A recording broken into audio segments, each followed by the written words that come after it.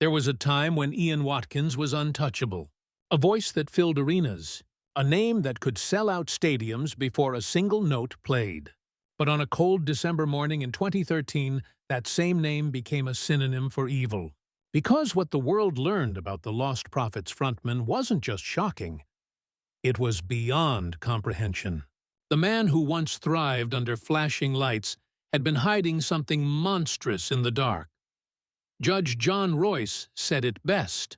Ian Watkins had plumbed new depths of depravity. Even in a courtroom used to horror, his crimes were something no one was prepared to hear. Watkins pleaded guilty to 13 separate offenses, among them attempting to rape a baby, sexually assaulting a 1-year-old, encouraging a fan to abuse her own child, and creating indecent images of children. He admitted conspiring to rape a child, 7 counts involving child pornography, and even possession of extreme material so disturbing it shocked seasoned investigators.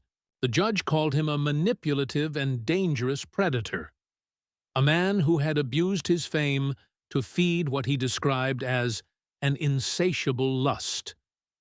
In that courtroom, Watkins visibly shook as his sentence was handed down. 29 years in prison, with another 6 to be served under license after release. A lifetime under the weight of his own depravity. His 2 female accomplices, mothers of the children he exploited, were also sentenced to long prison terms, 15 and 16 years each. Prosecutors called them active participants in the most shocking abuse imaginable. Their identities were hidden to protect the victims, but the damage was already done. It was one of the darkest criminal cases in British history. When the news broke, Lostprophets disbanded instantly. The band's legacy, 5 studio albums, a UK #1 record, 2 top 10 singles, and American chart success, vanished overnight. Fans burned their posters, radio stations scrubbed their playlists, and venues distanced themselves from everything the band once stood for. Detectives began investigating possible victims overseas, reaching out to Interpol, German authorities, and even U.S. Homeland Security. The ripple of his crimes wasn't limited to one country. It stretched across continents. Behind bars, Watkins was sent to HMP Wakefield, the fortress-like prison in West Yorkshire that locals grimly call Monster Mansion. It's where Britain keeps its most dangerous offenders, murderers, predators, and the infamous alike. He was one of them now. But inside those thick Victorian walls, fame doesn't protect you. It isolates you, and for someone with his record, it paints a target on your back. For years, prison reports described a man who lived in fear. He rarely interacted with other inmates, and officers often spoke of him as cold, withdrawn, detached from reality. Yet even isolation couldn't shield him forever. In August 2023, nearly a decade into his sentence, he was attacked for the first time. Sources said he was stabbed and beaten by fellow prisoners, left bleeding but alive. His injuries were serious but not fatal.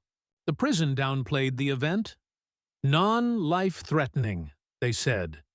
But inside Wakefield, everyone knew what it really meant. The countdown had started. Then came the morning of his final day. It was early, still quiet, the kind of silence that usually sits heavy before lockdown breaks.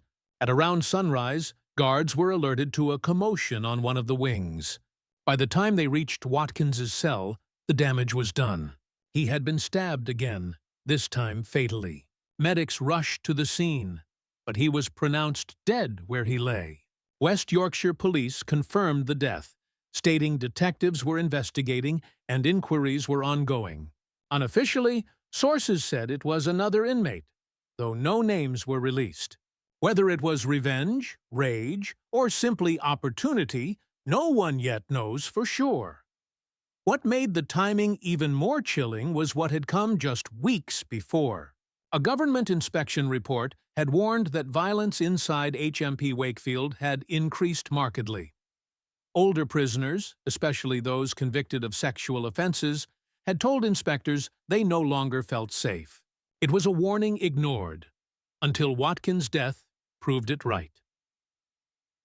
Across Britain, reaction to the news was divided. Some saw it as justice finally catching up. Others called it proof of a broken system that can't protect even the worst offenders. Former fans expressed disbelief, grief, and disgust, all at once. For the victims and their families, there was no celebration, only a grim reminder that the pain never really ends. Child protection groups urged the public not to romanticize or sensationalize the death. Des Magnon of the NSPCC said, "Watkins used his status and global fame to manipulate and abuse children. But this case isn't about celebrity. It's about victims."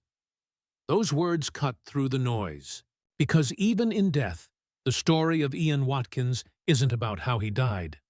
It's about what he did. His downfall was complete, from platinum albums and world tours to isolation, fear, and a knife-edge existence inside the very walls that defined Britain's darkest criminals. He had once manipulated the power of fame. In the end, it couldn't save him from the consequences of his own evil. There's a saying among former fans that captures it best. The louder the applause, the darker the silence behind the curtain. And maybe that's where his story truly ends, in that silence. Because while the world debates whether his death was justice or chaos, the truth remains. The victims will never get their childhoods back. And a man who once thrived on adoration will forever be remembered for the horror he created. Now the question lingers, one only you can answer. Was this justice served, or a sign that even monsters can't escape the darkness they built themselves?